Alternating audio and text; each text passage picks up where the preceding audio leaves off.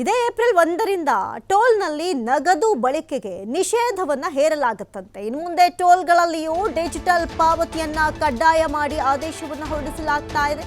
FASTag, UPI ಪಾವತಿಗಳಂತಹ digital ಪಾವತಿ ಕಡ್ಡಾಯ, ಕ್ಯಾಶಿನ ಮೇಲೆ ಪಡ್ಕೊಳ್ಳದಂತೆ.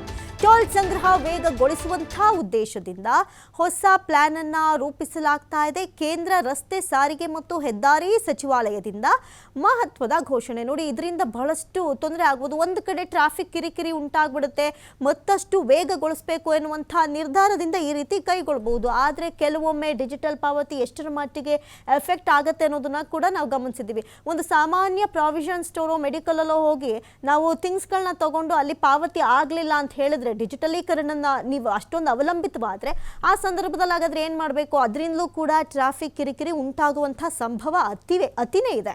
ಸದ್ಯಕ್ಕೆ ಇದೀಗ ಇದೇ ಏಪ್ರಿಲ್ 1ರಿಂದ ಟೋಲ್ನಲ್ಲಿ ನಗದು ಬಳಕೆಗೆ ನಿಷೇಧವನ್ನ ಮಾಡಲಾಗುತ್ತೆ ಎನ್ನುವಂಥ ಮಾಹಿತಿ ಗೊತ್ತಾಗ್ತಾ ಇದೆ. ಇನ್ನು ಮುಂದೆ ಟೋಲ್ಗಳಲ್ಲಿ ಡಿಜಿಟಲ್ ಪಾವತಿನೇ ಕಡ್ಡಾಯ. ಅದು ಫಾಸ್ಟ್ಯಾಗ್ ಇಂದ ಆಗಿರಬಹುದು ಅಥವಾ UPI ಪೇಮೆಂಟ್ಗಳಿಂದ ಆಗಿರಬಹುದು. ಒಟ್ಟಾರೆ ಡಿಜಿಟಲ್ ಪಾವತಿ ಕಡ್ಡಾಯ ಮಾಡಿ ಆದೇಶವನ್ನು ಹೊರಡಿಸಲಾಗ್ತಾ ಇದೆ. ಟೋಲ್ ಸಂಗ್ರಹವನ್ನ ಆ ಒಂದು ಟೈಮ್ ಲಿಮಿಟ್ಸ್ ಅನ್ನ ಮಿತಿಗೊಳಿಸುವಂತಹ ನಿಟ್ಟಿನಲ್ಲಿ ಈ ಒಂದು ಪ್ಲಾನ್ ಅನ್ನ ಯೋಜಿಸಲಾಗ್ತಾ ಇದೆ. ಕೇಂದ್ರ ರಸ್ತೆ ಸಾರಿಗೆ ಮತ್ತು ಹೆದ್ದಾರಿ ಸಚಿವಾಲಯದಿಂದ ಮಹತ್ವದ ಘೋಷಣೆ. ಹಾಗಾದ್ರೆ ಈ ಬದಲಾವಣೆ ಯಾಕೆ ಅಂತ ನೋಡೋದಾದ್ರೆ, ಇದೇ ಏಪ್ರಿಲ್ 1ರಿಂದ ಟೋಲ್ ಪ್ಲಾಜಾಗಳಲ್ಲಿ ನಗದನ್ನು ಸ್ವೀಕರಿಸುವಂತಿಲ್ಲ. ವಾಹನ ಸವಾರರು ಕಡ್ಡಾಯವಾಗಿ ಒಂದು ಫಾಸ್ಟ್ಯಾಗ್ ಅನ್ನ ವಾಹನಗಳಿಗೆ ಹೊಂದಿರಲೇಬೇಕು, ಅಥವಾ UPI, ನಿಮ್ಮ ಗೂಗಲ್ ಪೇ, ಫೋನ್ ಪೇ ಇದರ ಮೂಲಕ ನೀವು ಹಣವನ್ನು ಪಾವತಿಸಬೇಕಾಗತ್ತೆ. ವಾಹನಗಳು ನಿಲ್ಲಿಸದೆ ನೇರವಾಗಿ ಟೋಲ್ ಗೇಟ್ ಅನ್ನು ದಾಟೋದಕ್ಕೆ ಸಹಕಾರಿ ಆಗುತ್ತೆ ಎನ್ನುವಂಥ ನಿಟ್ಟಿನಲ್ಲಿ ಈ ಒಂದು ಯೋಜನೆಯನ್ನು ಮಾಡಲಾಗ್ತಾ ಇದೆ. ಇನ್ನು ಟೋಲ್ನಲ್ಲಿ ದಟ್ಟಣೆ ಕಡಿಮೆ ಮಾಡಿ ಪ್ರಯಾಣವನ್ನು ಮತ್ತಷ್ಟು ಫಾಸ್ಟ್ ಮಾಡಬೇಕು ಎನ್ನುವಂಥ ನಿಟ್ಟಿನಲ್ಲಿ ಈ ಒಂದು ಯೋಜನೆ.